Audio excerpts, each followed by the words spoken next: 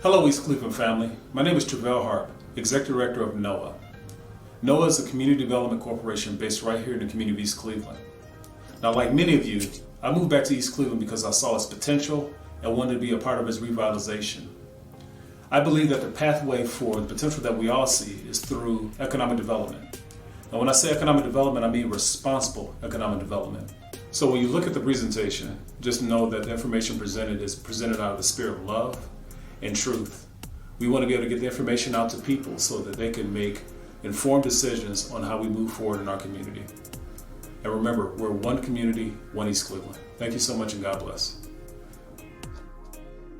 Hello, my name is Travell Harp. I'm the Executive Director of NOAA, the Northeast Alliance for Hope. We are a community organizing, community development organization based right here in the city of East Cleveland. I'm also a proud East Cleveland resident, and I come before you guys to present a presentation that talks about responsible economic development in East Cleveland. And so, the things that we're going to talk about is what is NOAA, responsible development. We're going to do a quick power analysis, and then I'm going to talk to people about how to get involved in the work that we're doing in East Cleveland. And just to just give a quick synopsis of what NOAA is. So NOAA, or the Northeast Ohio Alliance for Hope, is a resident-led nonprofit community development corporation based in East Cleveland, Ohio. We're committed to the revitalization of East Cleveland through the building of its social and economic capital. Our values are deeply rooted in investing in people, developing leaders so that together we can transform community. And so we've been in the community of East Cleveland for the last maybe 15 years. Just doing good community work. We started off as just doing basic community organizing, really organizing residents to address challenges in our community. And I'm an East Cleveland resident, so I'm very passionate about this work. Some of the accomplishments that we've done over the last 15 years, we've done leadership training. We were the organization that, so one of the things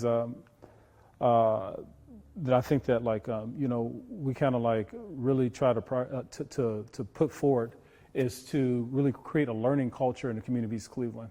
And what I mean by that is, there's no doubt a lot of passion in the community, but a lot of times, when it's misdirected, that passion, it can come up to things that are sort of like cannibalistic in nature, where we don't really deal with the systemic problems or issues in our community. And so the first campaign that we ever did was around addressing vacant and abandoned properties. And so we were the organization that paved the way to create the political will for East Cleveland to become the first suburb to have a formalized relationship with the Cuyahoga County Land Bank. And that was to address vacant and abandoned properties. And the reason why that relationship is so important because even though East Cleveland is a direct entitlement city, it had a lot of capacity issues around administering federal dollars. And the Cuyahoga County Land Bank proved itself as a true partner to help subsidize a lot of the capacity issues that the city, our local city government has to address vacant abandoned properties. We've also worked on a campaign with the Cleveland Clinic. Many of you guys know a while back, I think around 2010, 2011, the Cleveland Clinic had Hero Hospital right here in East Cleveland. And at one point, they were contemplating taking out the trauma center, but then we found out that they were going to actually shut down the whole hospital. And so we were the organization that approached this particular campaign in a way to say, well, we know that you're pulling this hospital out. And we did the research to kind of figure out, this is sort of the model that a lot of hospitals nationwide are doing. They're shutting down these community hospitals and basically putting up these outpatient hubs. And so what we wanted to do was approach the Cleveland Clinic and agitate them around being responsible corporate citizens in our community. And so the way that sort of panned out is payment in lieu of taxes to the city of East Cleveland, meaning in order to sort of help, subsidize some of the the immediate loss of tax revenue from the hospital and its employees. The Cleveland Clinic paid the city $8 million payment in lieu of taxes and did roughly around $12 million of demolition around the hospital site and the hospital itself. We've also worked on the East Cleveland Voice in Action Project, partnership with Case Western Reserve Social Justice Institute with Dr. Rhonda Williams. We've done beautification projects, cleanups, property demolition fund. We're one of the only communities that actually had residents advocate to the county for property demolition fund, and we've benefited millions of dollars to address vacant abandoned properties in East Cleveland. Also, we participated in a lot of quasi-development type work. So the East Cleveland Property Survey Report, East Cleveland Targeted Area Plan, East Cleveland Visioning Plan, Reimagine Patterson Park, which is the second largest park in the city of East Cleveland, roughly 17 acres. And we actually started off in 2015 just visioning around it, and we ended up taking property management over that park at no cost to the city, and now we provide programming to that park as well. And if you guys don't know where that park is, it's right at the intersection of Hayden and Eddy Road and Phillips. Also, we had implemented a grocery store campaign because a lot of residents want healthy foods in their community. There's definitely a lot of stats that show the impact of not having healthy foods in our community. And so we were able to leverage support from our county government to help us do pre-development work to actually bring a grocery store to East Cleveland.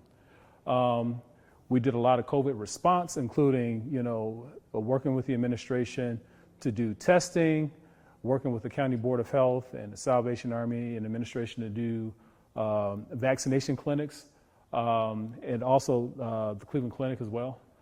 We also, for about a year, did a citywide food distribution program where we literally once a month we delivered groceries to about 1,000 households a month, and that was and we had a lot of young people working with us in that project, and that was a really good project.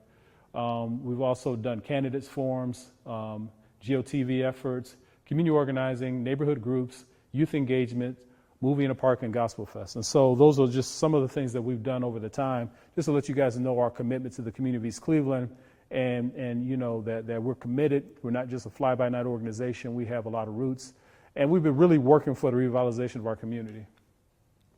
And so I show this picture a lot because I want residents to really understand, the context of what I'm about to present. Redevelopment is really important. Economic development is important in the community. And I have people look at this, and these are sort of like just visual streetscapes or aerial views of East Cleveland, downtown East Cleveland. And when I look at this, I ask the question to residents, or I pose sort of like the question, a rhetorical question to residents, is that people think that East Cleveland residents that live in East Cleveland are here because we can't live anywhere else. But I would beg to differ, myself included.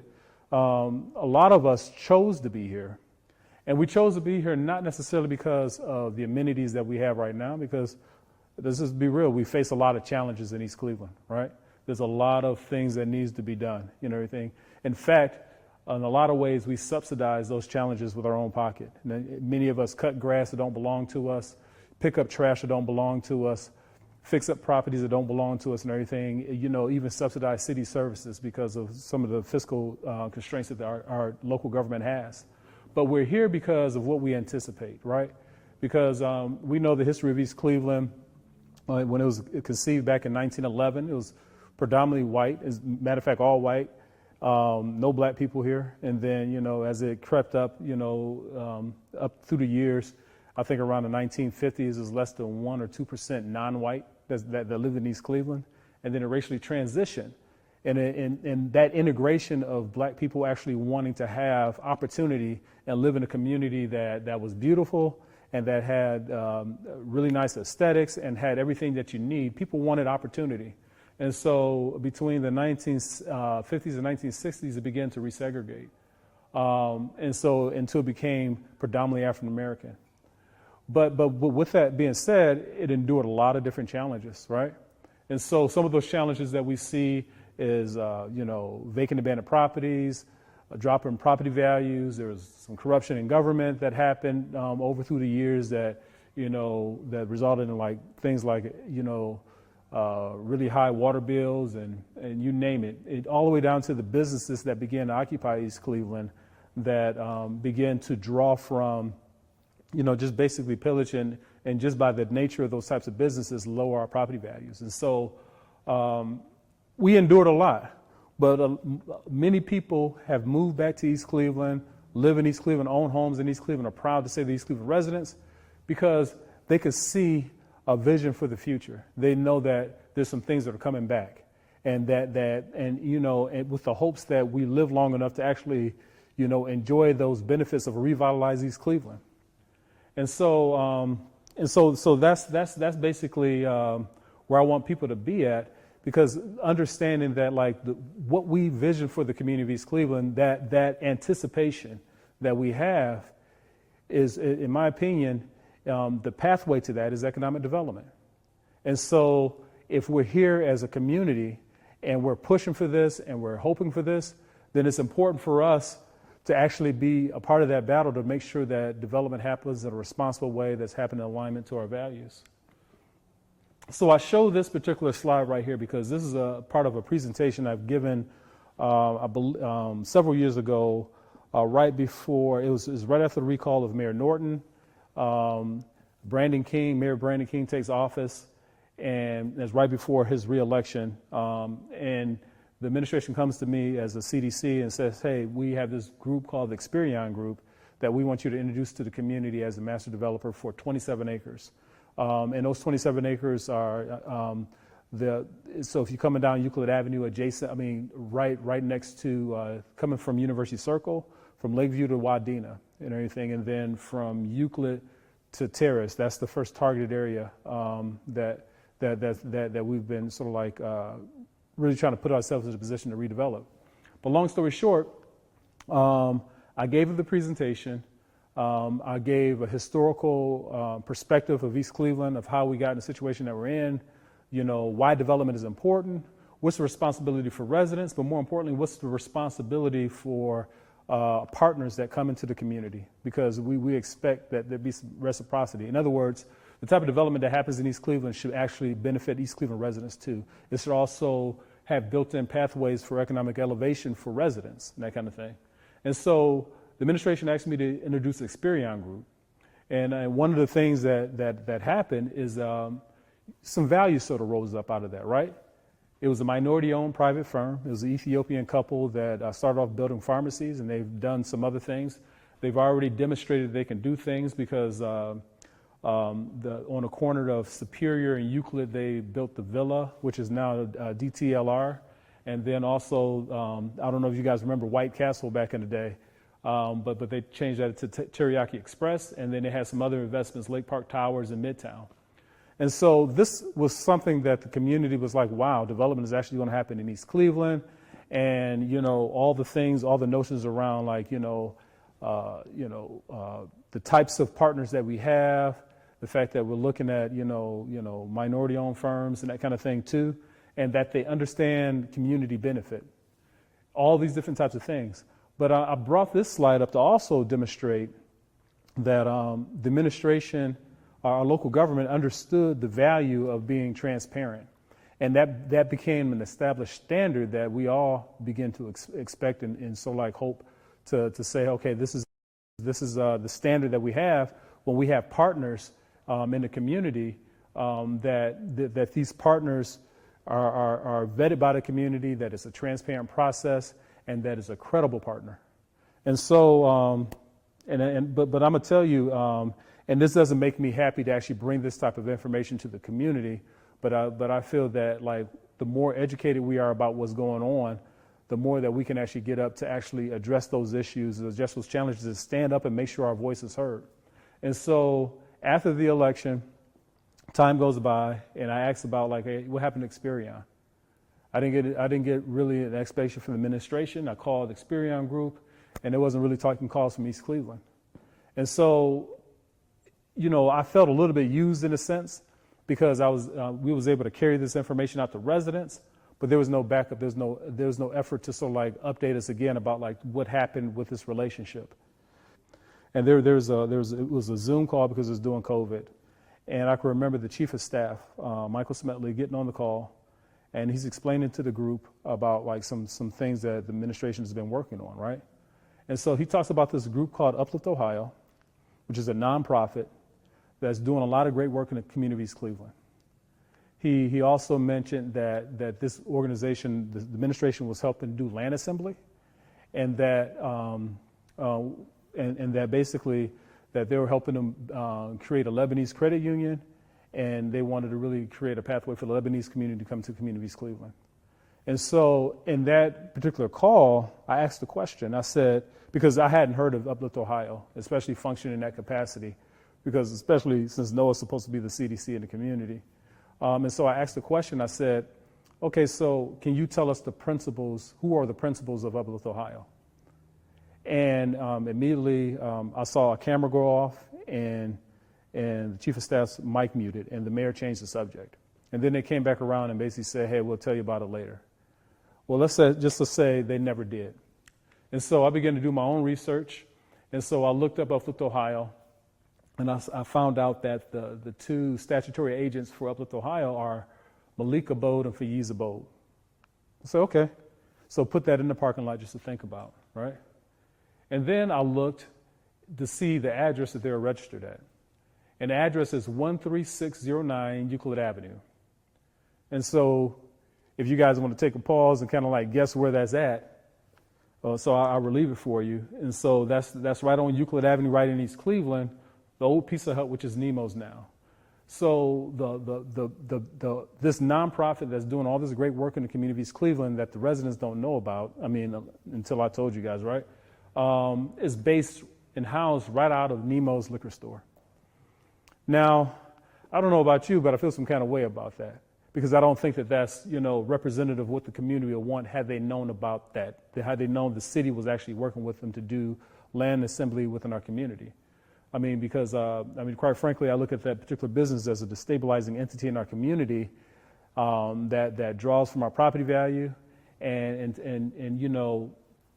I don't see any evidence of any type of, investment back in community, beginning with the actual site where the liquor store is at, as far as like cutting the grass and, just manicuring that, and maybe put a new parking lot, that kind of thing. Well, anyway, not to really go into criticizing it, but I think that we can all agree that there's maybe something wrong with that, right? And so just digging a little bit further, so Uplift Ohio, the statutory agents for Uplift Ohio is Malik Abode and Faiz Abode. Now, there's this word going around and say, well, Malik has nothing to do with the liquor store and that kind of thing, but it's a family-run business. And you can kind of see I did a little bit of digging. So Grossman DT is the holding company that holds Nemo's trademark, and those are both owned by Faiz Abode. And then the actual building that the liquor store is in is held by Reldon G Enterprise, which is has aliases of DD Beverages, ENR Beverages Incorporated. And so basically other liquor stores elsewhere, right? And the statutory agents are Rabib Eldanov and Malik Abode. And so it just shows like there's a connection with all of this. Now, for the sake of transparency with the community, I don't think the community even knew that the city was actually working with them to actually do development. And I also think that, you can't really blame them, the people at the liquor store, but you have to blame the administration for not being transparent on what they wanted to do, because residents might not have signed off on that and said, hey, that's something that we want to do. And so I also looked again to kind of see, I noticed there's another address in East Cleveland that they had as a base of office before the liquor store, and I just thought it was interesting to bring it up. And it's 13800 Terrace Road, East Cleveland, Ohio. And so when I looked at that, many of you guys can guess from this picture right here, it's the vacant abandoned building across the street from the Huron Road Hospital site, And so we did a lot of work, NOAA and the community residents that came together to sort of really hold, and hold the Cleveland Clinic accountable to operating as a responsible corporate citizen in our community and doing a lot of demolition in that area. But then that building, which, I believe now is going to be sold to the Metro Parks to demolish, and they're going to bring it over and that kind of stuff. But that building was housed Uplift Ohio as well. And so here's some of the information I found out. Then we definitely can go deeper if we want. But the property went into state forfeiture back in 2017 and was taken from Park Lane Associates. And then the property was transferred to the Cuyahoga County Land Bank, who immediately transferred it over to 13800 LLC, Terrace LLC in 2018.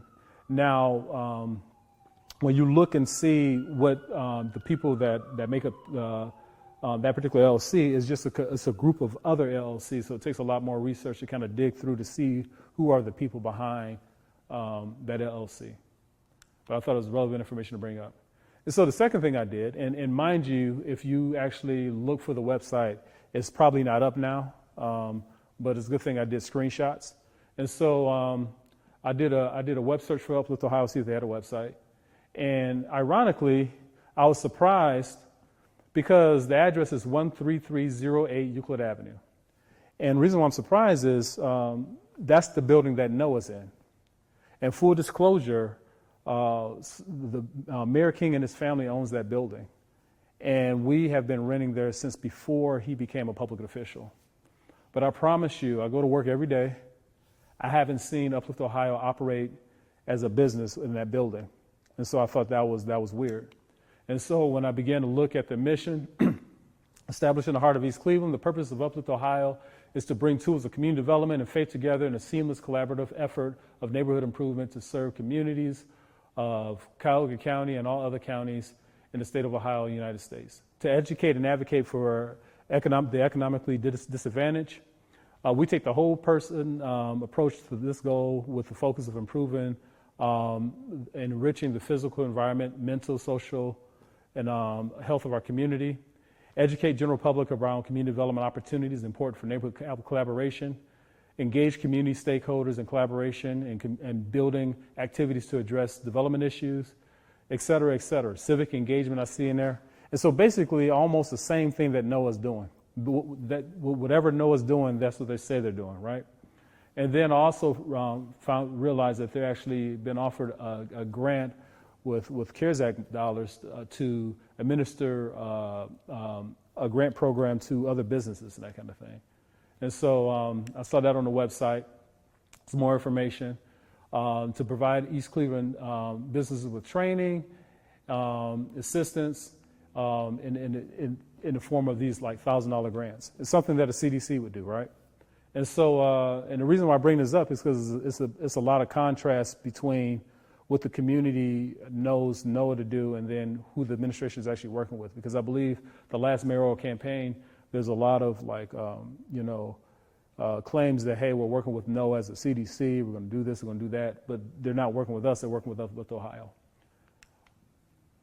And then, so this right here is basically paperwork that shows the grant that they give, and there's people going around saying, well, it wasn't a grant, but it is a grant, right?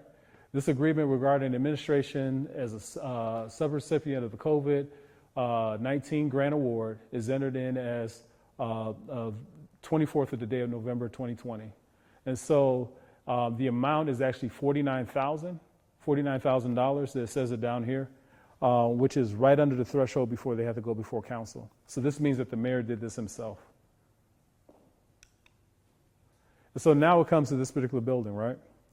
And so I was approached last year by the chief of staff that basically said, hey, we're trying to get this building for the owners of Nemo's, and we want Noah to, use Noah's name in the application because I believe they felt it would make a better proposition for the county to actually sell this building to them.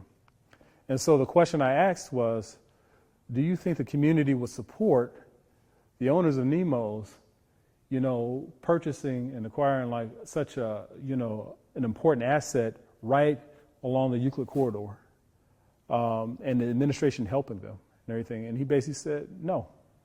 And so, when I expressed that concern,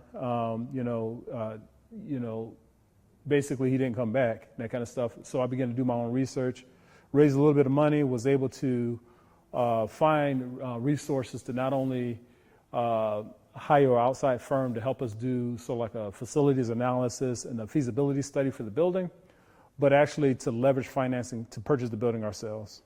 And so what I did was I went to the mayor and I talked to the mayor and I said, hey, listen, I know what you plan to do with the building, but I believe that Noah can offer a competitive public use for the building that would also keep it in community control. And I told him about our desire to do a feasibility study to evaluate the building, that kind of thing, and move forward to potentially purchasing the building. And he seemed all right with that. And so what I did was I sent the email to the director to the director of Public Works and the Cuyahoga County Development and Disabilities superintendent, and basically articulated our desire to buy the building, and that we wanted to know, one, if it was still for sale, and two, we wanted to see if they could lend us time to actually do a feasibility study. And we also mentioned that we told the administration so they're full aware of what we're trying to do. And then basically, some of our initial vision for the building revolved around it being a resource center for East Cleveland residents, as well as to have job training. We were talking to Tri-C, we were talking to U.S. Bank as tenants, and potentially even talking to other social service agencies, and then NOAA will house its operations out of the building as well. And so this is the return, response from the administration that basically said, hey, we're duplicating services with the school district because they're doing an empowerment center there. And, we ought to in other words, stop pursuing this building and go partner with the empowerment center, as if East Cleveland doesn't have room for, support for our residents. And so, so basically, in this email, I basically responded and said, basically, one of the goals of the feasibility study is to evaluate the market to determine the types of anchor tenants that would best serve the community in this space and everything. And then this last email basically ended with remove me from emails on this topic. You haven't been transparent. We don't support you, et cetera, et cetera, et cetera. And then what transpired after this email was sent out, the administration had, they called everybody on their email list and told them not to work with NOAA. And they literally called my board and told them to fire me.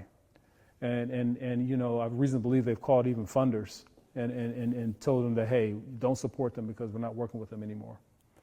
And so all this to say that, trying to do a good thing and trying to give them an honest way out versus the type of thing that, what this was leading to. And so, needless to say, my board did not fire me. I'm still here. I'm still serving the community as the executive director of NOAA. And the county basically decided, well, what we're going to do is we're going to actually make this a formal public RFP process. And so what I found out from records request is that what was going to transpire before was the city was working with the county land bank to procure the building from the County Department of Development Disabilities, who were then going to convey it to the person of choice that the city had, which is basically,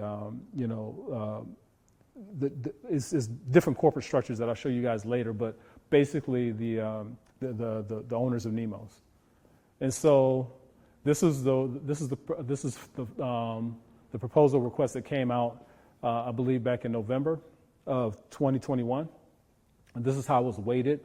So property and proposing parties, 15 points. Economic and finances, 35 points. Terms and conditions, 15 points. Attending use, 35 points. And so, we kind of reconfigured our agreement with the firm that was helping us do the feasibility study to actually complete this RFP process. And so these are the four entities that applied. And so NOAA, starting at the bottom, of course, we applied. Genesis Holding, which is a New York-based development firm. East Cleveland Growth Association, which is a neighborhood group, a neighborhood organization in the community of East Cleveland. And then DP1. And then DP1 is the one I think that we should probably put a lot of attention on right now. And so DP1 is a Toledo-based nonprofit, for-profit organization. And the statutory agent is Malika Bold. And so just a reminder, Malika Bold is affiliated with, he's part of the Abode family that owns Nemo's.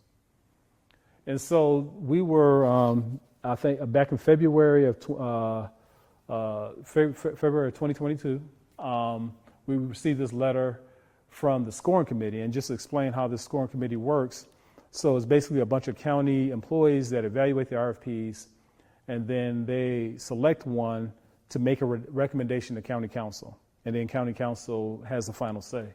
And so we received this from them saying that, hey, we have considered all the proposals, but we chose DP1. And we believe that they chose DP1 because of, there was support from the administration to choose them over everybody else. And in fact, we actually offered $15,000 more for the property than DP1 did. And so this is the full organizational map. And so you have Uplift, Ohio, Malika Boat, Faiza Boat, Weldon G Enterprise that owns the building on Euclid Avenue, the old Pizza Hut that's Nemo's liquor store now. Weldon G Enterprises aliases is DD's Beverage and ENR Beverages Incorporated. And there's Rabib Eldanif and Malika Boat. And then Nemo's is the registered trademark that Faiza Boat has, and that's under Grossman DT. And then over here you have Malika Boat, who is also the principal of DP1. And so it's the same entity. And so so this question is going around and say, Malika Boat's not affiliated with the liquor store. Well, yes, he is. Or DP1 is not the liquor store. These are corporate structures that are all connected to the same family. And so, and then this is just full disclosure. Also, we found out they actually just procured the old room, and it's demolished now at the intersection of Hayden and Superior. And there was a community meeting that happened not too long ago at the Salvation Army where the chief of staff alluded to the fact that they were planning to put Nemo's there since they didn't win the RFP. Well, we'll get to that, but they hadn't won the RFP and everything. And so just to let you know. And then, as you go down, you can see the city is beginning to do further demolition down Superior Avenue. This slide right here, I didn't really want to put up, but my staff said, "Hey, Trevor, you got to put this staff up. You got to put the slide up because this is one of the projects that we worked on." So my staff, along with I believe the city as well, we called through 2,000. Well, I know we called through at least 2,000 contacts to get people to know that there was a vaccination clinic being had at the Salvation Army. Now, this is a vaccination clinic that was in partnership with the County Board of Health, the Salvation Army, the City of East Cleveland, and NOAA. And so the governor comes down basically to look at all the good work that we're doing in East Cleveland, getting people vaccinated. I believe we got a little bit over 800 people vaccinated, fully vaccinated through this vaccination clinic. And the governor comes down and, myself and about 5 staff people. So I had like 3 full-time people and 2 youth workers that was with us and everything, working the actual event, bringing residents in and sort of like helping organize stuff and that kind of thing, along with the County Board of Health. And Mike DeWine comes in, and the mayor basically doesn't introduce any of the state staff to us, but guess who he pulls in to take a picture with the governor, and it's Ely, who's the patriarch of the Boat family, and everything. And so I thought that was interesting to see. So if people say, "Hey, well, he didn't know it," but it's basically how you message things, right? And so with the community, you message like you're doing one thing, but like with people who have power to be that's outside, you just like give a different picture, right? And this right here is a letter of support that was signed by Brandon King, Council President Nathaniel Martin, and then Scott Gardner, the prior chief. I think he's indicted now, but the prior chief, in support of DP1 getting that building. Now, so what's the issue, right? And there's a lot of other things that we could talk about too, but what's the issue? The issue, number one, is transparency, right? The community had no idea that this was going on. No idea until we did our first presentation way back in March of 2022.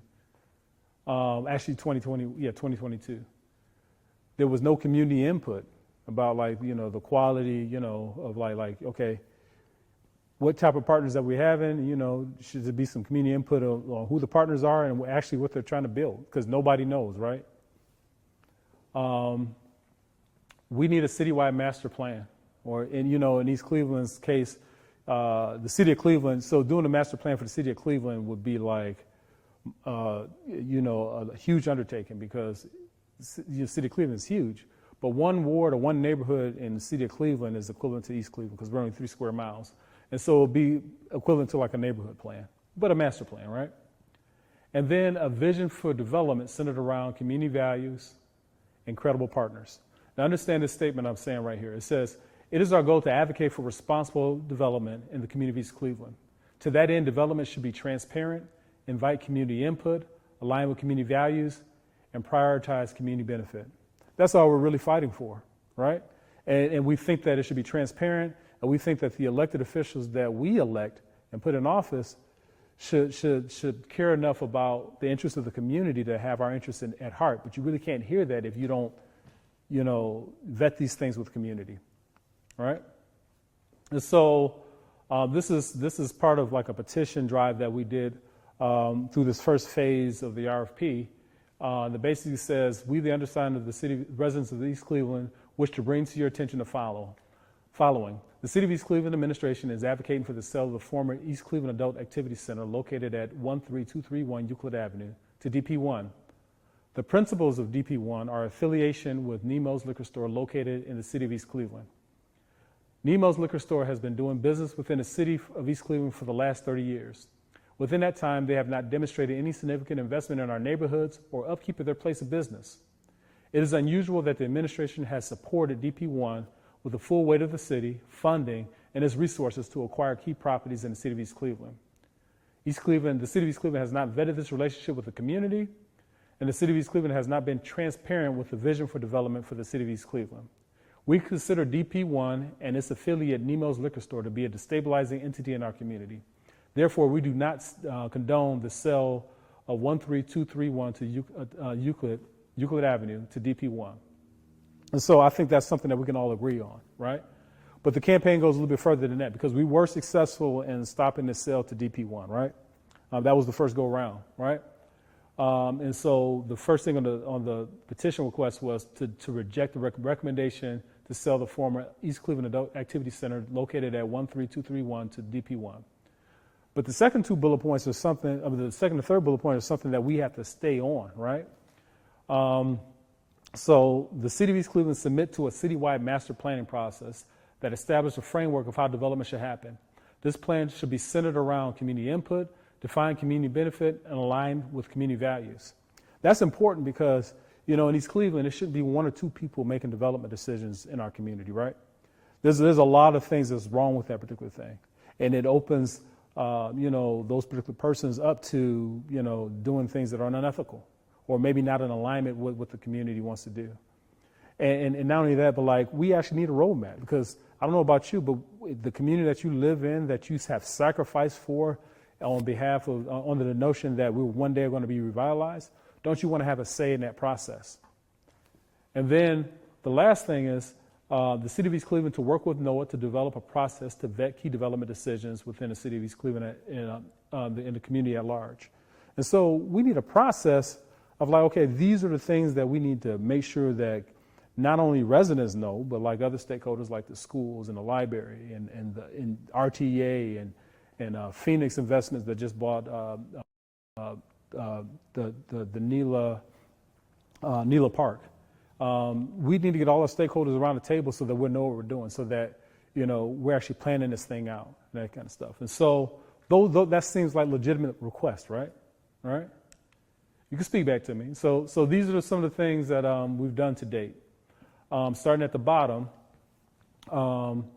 November 22nd, we hosted a meeting, a Zoom meeting, articulating our intentions to bid for the purchase of the vacant building, right? Monday, March 21st, we hosted a virtual citywide meeting with roughly 100 residents in participation, and we presented this detailed information to residents, right? And then after that, we launched a petition drive in opposition to the sale of the CBDD building to DP1 and advocating for transparent and responsible development for our local government and for our local government to submit to a citywide planning process. And then June 6th, we hosted a press conference with community leaders in opposition to the sale of this building to DP1. On Tuesday, June 7th, we organized roughly 40 residents and community stakeholders to attend a county council meeting, basically saying that we don't want the building to go to DP1. On Thursday, June 23rd, NOAA organized residents to provide public comment in opposition to the building being sold to DP1 at the County Department of Development and Disabilities Board meeting. Thanks to our churches, we did letter writing campaigns to members of the Cuyahoga County Council in support of our campaign. And then council rejected the sale of the building on July 19th to DP1, and a new RFP was released. And that RFP was released July 26th. Now, so NOAA, we definitely reapplied for the building, but we also hosted a meeting with my local government, meaning city council and the mayor. And these were the things that we sort of like, and these are some of the things that we asked them to do. And so we could just scratch off the top one, but the second and third one is that East Cleveland submit to a citywide master planning process that establishes a framework of how development should happen. And we know that it should be centered around input, define community benefit, and align with community values. That's something that like is reasonable, right? And that the city of East Cleveland work with NOAA to develop a process to vet key development decisions with the community of East Cleveland at large. We also asked, you know, and I'll be the first to admit that there's not a lot of trust right there, but we asked for the administration's support and NOAA submitting an RFP to get this building and everything. And all those things were sort of like, you know, there's just some political posturing and conditions and that kind of stuff, and so didn't really get clear answers. But I would imagine at least the second and third bullet points, those are some driving points that we still should, challenge our local government to do, because this is important to the community, right? It's important for us to stand up and say, hey, this is something that we want to do in our community, because, you know, a lot of us have sacrificed a lot for a long time to be sold out for some of the things, the activities that have been going on. And so recently, the mayor had his own meeting, and he told her the East Cleveland Master Plan and said, this was done back in 2003, and said, hey, we don't need another master plan. We already got a master plan, right? Now, this master plan is over 20 years old, right? And we know back in 2003, they're probably pulling information from the 2000 census, and we know just going up to 4 years further in advance, the housing crisis in East Cleveland significantly impacted our, what this report would even say, right? And so let's just say that, we have a different type of community than what we had back in between 2000 and 2003. And then he mentioned the target area plan, which NOAA actually participated with. We did a lot of the community engagement component of it. And this plan is actually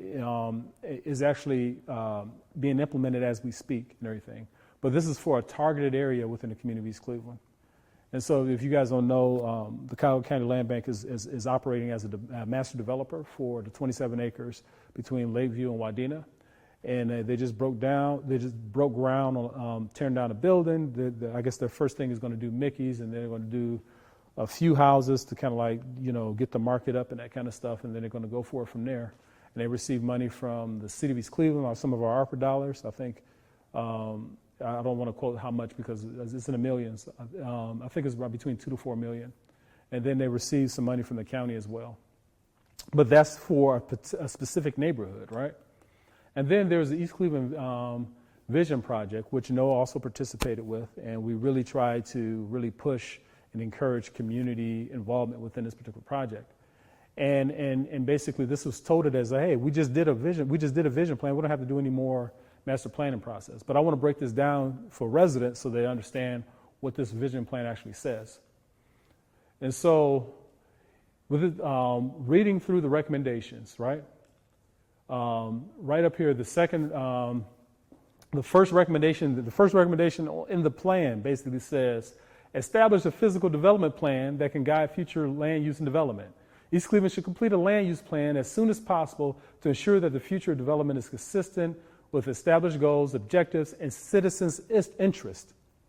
And so there's still need for more planning, right? There's still need for more planning. And then if you go down further, I believe this is like page 10, it says summary of interview responses right in the report. And I just highlighted this particular part right here. It says, there was agreement among interviewees that the city and key stakeholders in consultation with residents, should develop a master plan for economic and community development that identifies priorities for real estate development and historical restoration of targeted assets. The key to this plan will be gradually incorporating development along Euclid Avenue, extending the Health Line Corridor, University Circle. There's recognition that initial investment will be crucial to establishing the credibility, viability, and development of East Cleveland, and should be executed by developers with demonstrated capacity to implement quality projects. So everything that we just hit on, so I don't know if the principals of Nemo's have a track record in doing really good, responsible economic development, number one. But this clearly says that we're in need of a master planning process, right? And so the vision plan is nothing more than a precursor to a master planning process. And then it says right here, the recommendation 7, that East Cleveland must continue to include resident voices and participations in economic and community revitalizations. Efforts by the city administration and NOAA in recent years have greatly expanded resident capacity to communicate with leadership and participate in decision making. The city and NOAA's capacity to work with residents, businesses, and stakeholders should be expanded upon and supported. And so all that to say is that, there is a need for everything that we just asked for. And what we're asking for is something that's just not out of thin air. If people just read the plan, it actually states those types of things in it. And furthermore, in the report, I don't think I had this particular slide in this particular presentation, but it expressed the willingness of the County Planning Commission to actually do that plan at no cost to the city.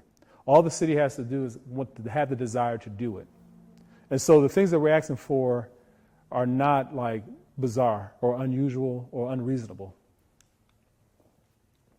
And so we recently, back in September 23rd, we got this particular RFP notice, the award letter not for us, but for Genesis Holdings, to award this building to Genesis Holdings. Now, don't want to criticize it too much and everything, but I just think that there's still time to advocate for actually NOAA to get this building. But even if we don't, we should really figure out and get involved in what they plan to do to the building, make sure that it's in alignment with what the community wants. And if you guys, feel compelled to, call your county council representatives and let them know, hey, we're really concerned and worried about this building and this because it's a key piece of real estate in the community, and we want to make sure that it's responsible to the community at large. So this is one of the things that I wanted to bring out. And so if you guys heard in the recent news, this is an article, I'm trying to remember where it was taken out of, but basically I think Channel 19, but basically Blaine Griffin, he expressed, frustration and, he's basically angry and upset because he was called by Mayor King. He basically said, Mayor King basically said, hey, we're having this meeting with the governor to talk about economic development in the community of East Cleveland, right? And so he said, okay, all right, I'm there, that kind of stuff. But later to find out that he's being listed as part of a fundraiser for Mike DeWine. And so long story short, the way I want to put this together is so I'm just going to read it. So the East Cleveland Mayor Brandon King listed as fundraiser lead host, a spokesperson for DeWine's campaign confirmed that the flyers are authentic. Griffin, who has endorsed the Democratic candidate Nan Whaley against DeWine, said he never signed to host a DeWine fundraiser. He said King invited him to meet with state officials, including the governor, to discuss a development project in the city east on the East Cleveland border near University Circle. Council President said he agreed to attend the meeting, but had no indication that it was a fundraiser. He said now he has no plans to go. And I'm not going to read the rest, but he's really upset. But I say this to say that, so when you look at this fundraiser that's been put together, that's the theme is around economic development. Who are the number one benefactors of this particular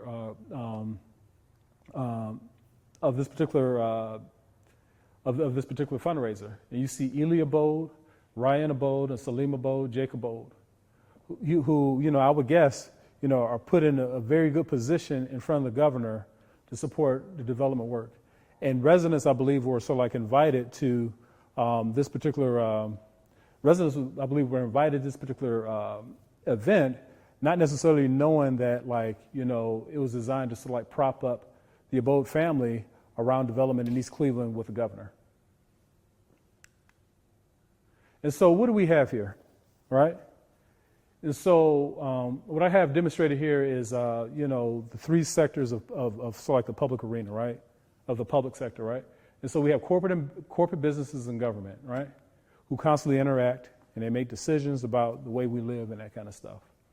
Now all three of them are arguably equally important, right? But the one the one entity that everything affects is sort of like the community or the nonprofit, the grassroots.